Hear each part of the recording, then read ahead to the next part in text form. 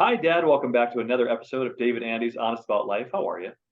I'm doing well, Andy. How are you? I am well. I am well. You're looking good. Thanks. Sorry. So, yeah. Well, thank you very much. Yeah. I'm actually trying to, I guess I shouldn't. Maybe naturally, when someone says you look good, we think about our weight or we think about our hair, our appearance. Maybe we need to think deeper than that. I was naturally going to respond to that with, "Hey, yeah, I've lost 15 pounds. You have? How are I you? have actually. I have. I've gone from 247 to I'm actually 231.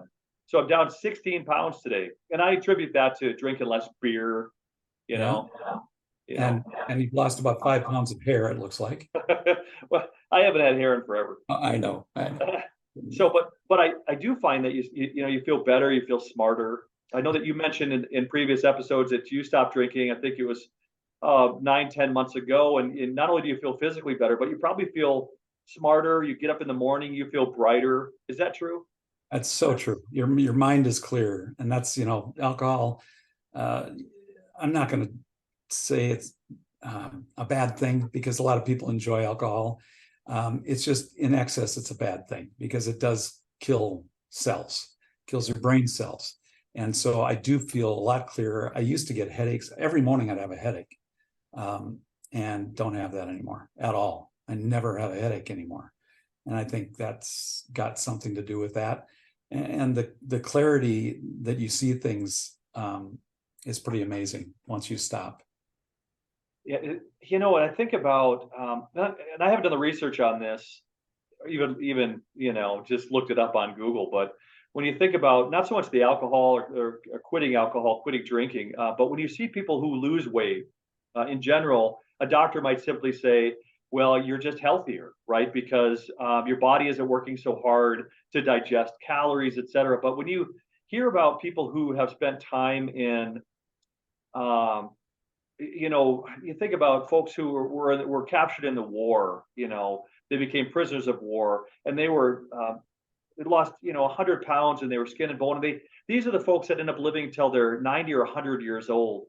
And I think there must be something with sort of starving your body, and I don't mean in an unhealthy way, but I mean in a healthy way. Have you ever noticed that people that have been really really thin seem to live forever?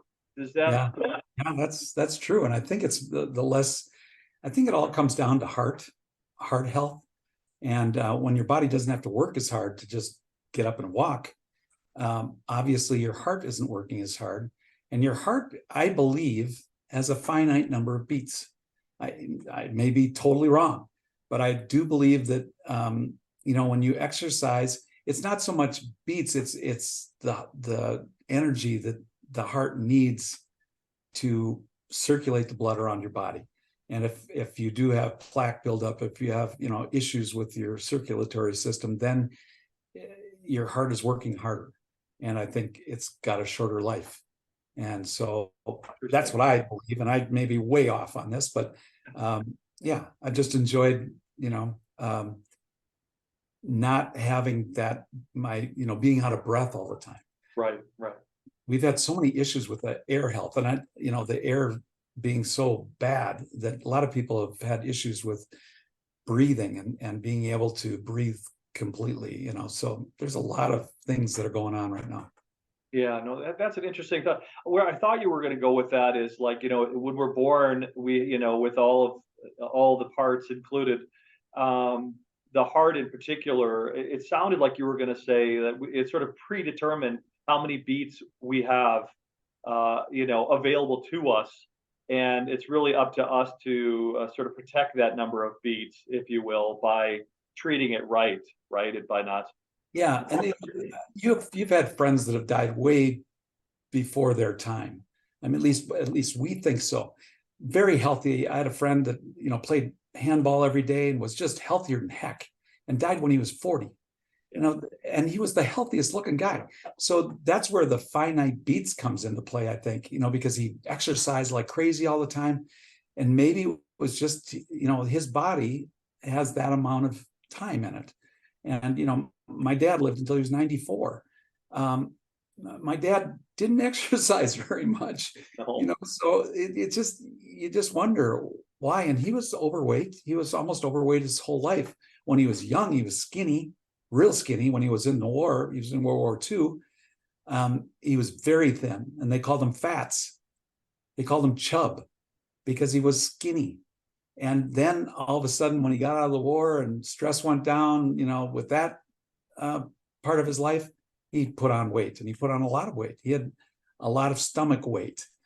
And, but he still lived until he was 94. So what determines some of this stuff? Maybe it's out of our control, out of our hands. I don't know.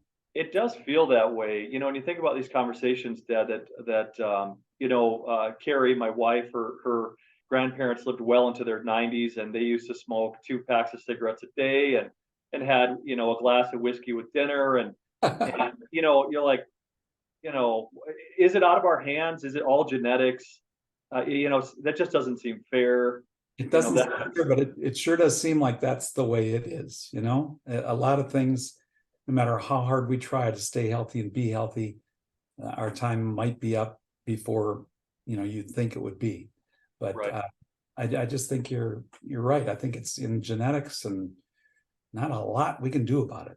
No, and if we wanted to get real deep about it, and if we really truly believed, it's predetermined, thanks to genetics, what would we do with our time then? Would we do something? Would we do, you know what I mean? Would we do something different than we do? If I knew I was going to live, based on family history, I was going to live to be 58.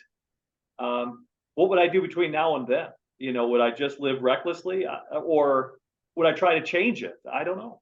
Yeah, that's why I think the whole plan, the big plan, is for us not to know, how much time we have, not to know when our time is going to be up.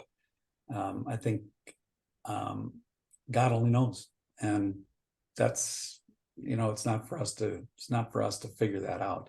I think we can just live as healthy as we can, be happy while we're living.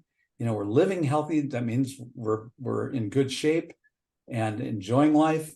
So do that. What else can you do? When your time's up, it's up. I agree. I think that's a good place to leave it today, Dad. Thank you for that, and wonderful to see you as always.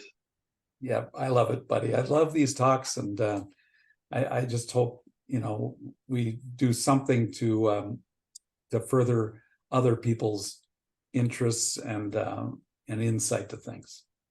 And maybe at the least give them the courage to do the same thing, to capture their conversations. And I hope so, because this is so valuable to me. It means the world to me that I can do this with you, my first son, and my oldest son.